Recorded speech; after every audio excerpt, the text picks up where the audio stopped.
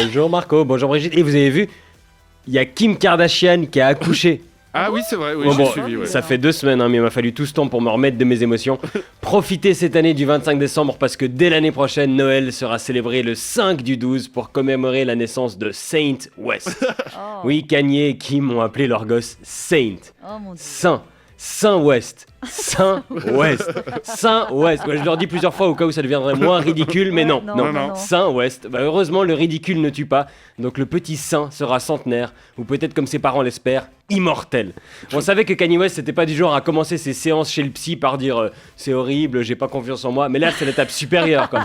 Avant, il se prenait pour Jésus. Maintenant, il se prend pour Dieu. Moi, je suis un grand fan de Kanye, mais j'ai dû rater le passage dans la Bible où le Seigneur peut pas régler les problèmes dans le monde parce qu'il est trop occupé à se regarder dans la glace en essayant toute la nouvelle collection été-automne de Louis Vuitton.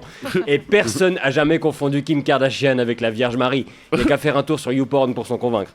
Saint West, mais soyons sérieux 2 secondes. Personne ne leur dit rien. Déjà, leur fille l'avait appelé Northwest. Vous l'avez? Parce que ouais, elle est assez technique. Quoi. Non, franchement, vous choisissez le nom avec lequel cette personne va devoir s'identifier toute sa vie. Vous écrivez pas un monsieur, madame pour Carambar. Quoi. Moi, j'aurais attendu ça de la part de quelqu'un comme Kev Adams. D'ailleurs, vous verrez, lui, il est capable d'appeler sa fille la famille juste parce que ça le fait marrer. Saint West. La prochaine fois que je suis avec une fille, je demande pas s'il y a moyen de la ploter. Je demande si je peux lui toucher le Saint West.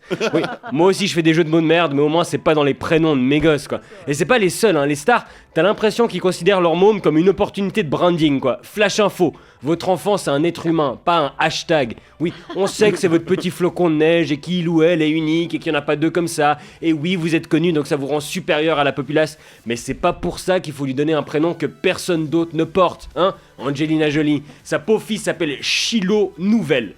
Ils ont trouvé l'idée en discutant avec un employé de ferme portugais. Et chiant dans le Chilo Nouvelle. Et la fille de Tom Cruise s'appelle Souris. Faut jamais qu'elle habite dans un pays francophone, on lui ferait 8000 gags pourris par jour. Alors Souris, tu veux du fromage? Alors Souris, tu tires la gueule? D'ailleurs, je sais pas si vous avez vu des photos, mais cet enfant tire la gueule depuis la naissance. Mais c'est normal. 1, son père c'est Tom Cruise. 2, elle s'appelle Souris.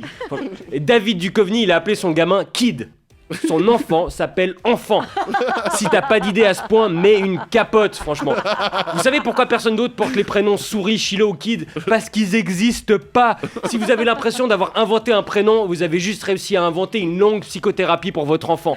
Et il y a des parents qui font interner directement. Le boxeur George Foreman, il a appelé ses 5 fils George. Non, c'est pas une blague, il s'appelle George Junior, George 3, George 4, George 5 et George 6. Donne-leur directement les numéros, c'est plus simple. Et il a une fille qui s'appelle Georgetta, évidemment. Franchement, fais des photocopies, pas des mômes, quoi. Le fils de David et Victoria Beckham, il s'appelle Brooklyn, parce qu'ils l'ont fait à Brooklyn.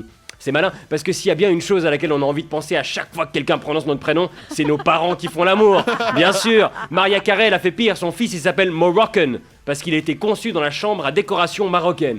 Ah, ça commence à être super précis, hein. Bientôt il y a un gamin qui va s'appeler Lee ou Levrette. Vous pensez franchement que la fille illégitime de Mitterrand, c'est quoi qui lui a fait le plus de mal? Qui cache son existence au monde entier pendant 20 ans ou qu'il l'ait appelée Mazarine? L'ex-ministre française Cécile Duflot, elle a appelé sa fille Térébenthine. C'est un dissolvant. En plus, elle est écolo, quoi. Le papa, c'est le frère de Bertrand Cantat. Comme quoi, nommer sa fille Térébenthine, c'est pas le pire truc qu'un membre de cette famille a fait à sa conjointe. Et ça vaut pas que pour les stars. Il y a des parents qui choisissent les noms Clitorine, Panda ou Calici. Bah, c'est tellement mignon d'être nommé d'après une nana qui couche avec son frère.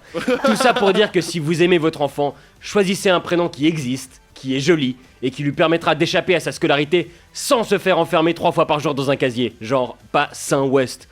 En même temps, si vous aimiez votre enfant, vous auriez fait en sorte que sa maman ce soit pas Kim Kardashian. Bonne semaine.